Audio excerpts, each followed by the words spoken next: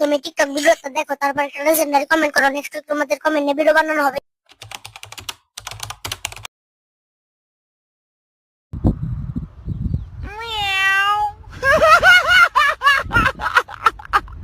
আজকে আমি এই 3 বেগুন একসাথে আমার ভুতার মধ্যে ঢুকাইছি। আর বেগুনগুলো কিন্তু একদম তরতাজা ছিল। ভুতার মধ্যে এত গরমের জন্য বেগুন সিদ্ধ হয়ে গেছে। সবাই দেখতে পাচ্ছ বেগুনগুলো কিরকম হয়, যে শুকনো শুকনো হয়ে গেছে সিদ্ধর মতো। এটা হচ্ছে আমার ভুতায় দেওয়ার পরে এই যে এরকমটা হয়ে গেল। আগে আমি একদম সুজা তরতাজা বেগুনগুলো আমার ভুতার মধ্যে ঢুকাইলাম। আর দোকানের পরে বের করে দেখি কি 3টা বেগুনই এরকম হয়ে গেছে। বাবা রে বাবা, ভুতার মধ্যে কি গরম!